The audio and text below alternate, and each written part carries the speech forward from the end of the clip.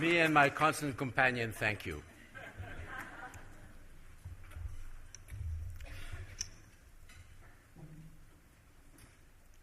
Your Excellencies, ladies and gentlemen, first let me thank you, Your Excellency, for your kind and generous words.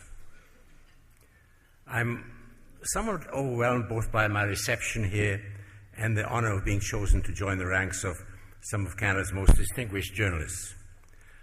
But let me hasten to assure you that this does not mean that I'm lost for words.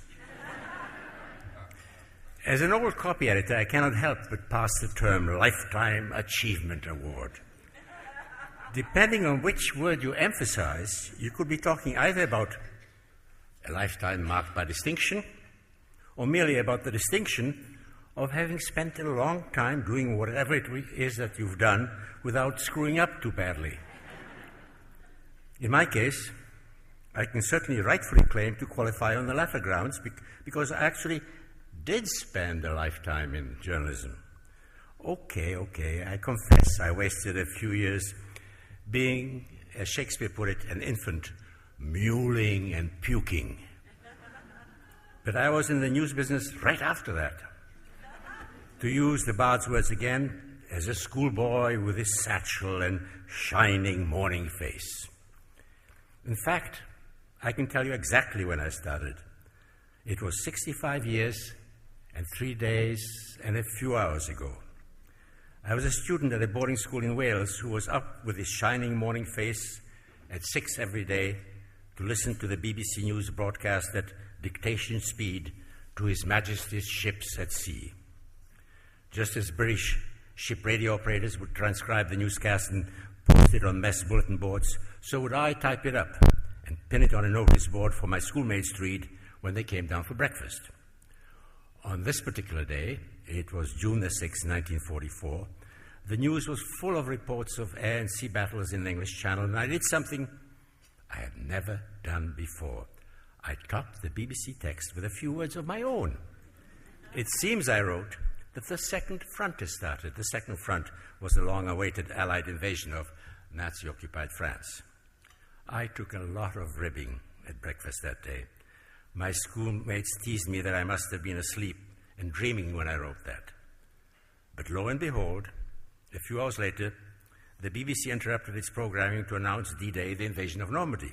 So, with those 8 words that I'd so casually scooped out of thin air, I had, at the age of 16, a world scoop.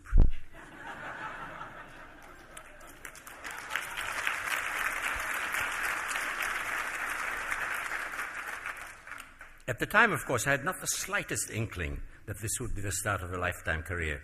Along with my schoolmates, I just had a more intense interest in the news of the war than most kids our age, because ours was a school for refugee children from Czechoslovakia.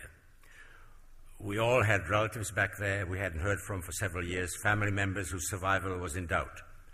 Many of them, my parents among them, would, it turned out, indeed not survive the war.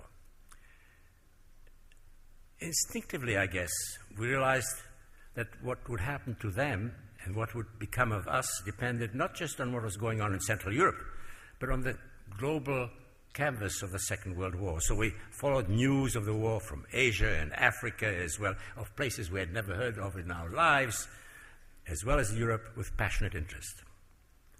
That interest, that need for news, didn't end with the war. 3 years after I returned to Czechoslovakia, the country was taken over by the communists, and access to reliable news, as opposed to the lies of party propaganda, was once more of paramount importance. It wasn't that I couldn't leave the news alone, it was that the bloody news wouldn't leave me alone. In 1950, I managed to flee across the Iron Curtain and came to Canada, to Vancouver. Suddenly, the need for news of the world receded. BC was a small, self-contained world in which what happened east of the Rockies, never mind events across the Pacific, didn't matter all that much. British Columbians and Canadians in general were fortunate enough to live in a stable, prosperous country, seemingly immune to the woes that befell much of the rest of the world.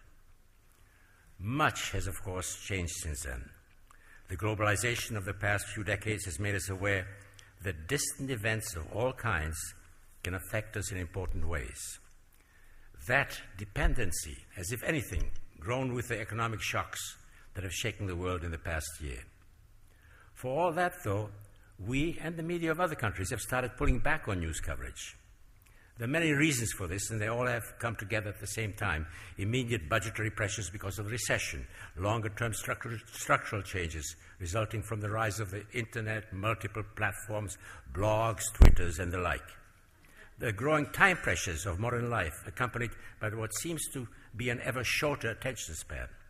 And perhaps even more damaging in the long run, the fact that the wonders of the Internet have made it possible to replace the boots on the ground of reporters by instead having their fingers do the walking on keyboards. If my award here tonight has anything at all to do with the quality of my lifetime work, it is because my employers, the CBC, let me wander the world for decades, observing the universe unfold. It is that experience, an experience I share with many reporters of my generation, that has allowed us to acquire an understanding of different regions of the country, different parts of the world, the frailties and strengths of different societies, their conflicts, their commonalities, and to report with empathy on their problems. Empathy. Remember that word.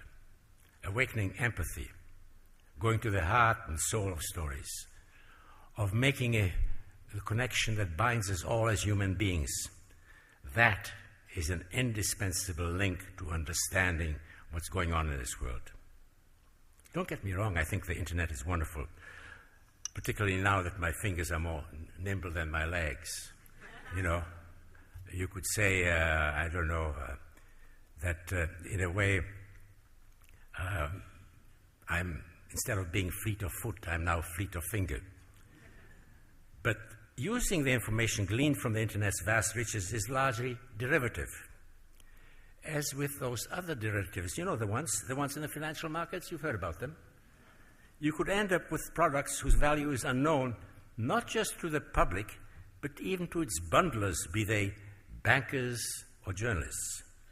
The whole information world is now made up of bundles, of niches to suit all tastes. You can get just the news that interests you, no matter how obscure or satiric your interest may be, or news you can use.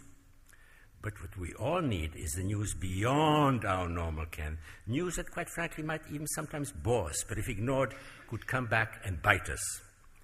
Not just as individuals, but as a society, because in a democracy, the politicians are not likely to rouse themselves to try to solve complicated problems the electorate doesn't care or even know about. That's why the mass media is still needed and needs to do more in-depth reporting. I admit I'm an old codger who at times fears that the frivolous futility of Facebook might turn us all into twittering twits.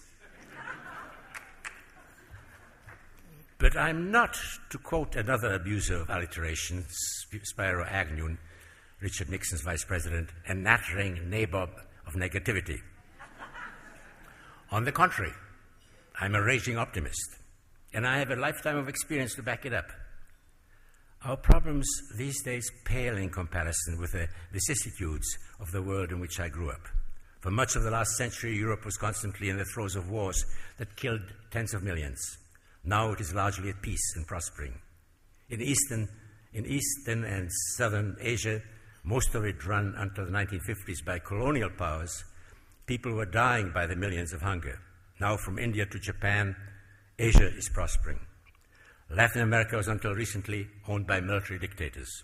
Now, as imperfect as it may be, it is mostly run by democratic regimes. Canada, for all the problems we might have, is infinitely more prosperous. We live better, longer, and our kids are better educated. We, certainly I, have a lot to be thankful for. I give thanks for the day 59 years ago when I arrived in Canada. I thank my good fortune of having had a wonderful wife, Mike, 2 daughters I'm very proud of, Leah and Anne, they're over there, 4 marvelous grandchildren, and I'm also thankful that I still have enjoy the love of a good woman, Judy Levine, who is also here somewhere in the darkness at the table over there. I thank the CBC for affording me the opportunity of being a witness to history for the better part of half a century, and even paying me for the privilege. I thank all those at the CBC, the producers, editors, camera crews, and yes, the bosses too, for having put up with me all those years. And I'm grateful, as well as amazed and honored, that the CJF should have seen fit to add my name to the roster of some of the greatest icons of Canadian journalism. And finally, I want to thank you all for your patience in listening to me sound off. Thank you. Thank you.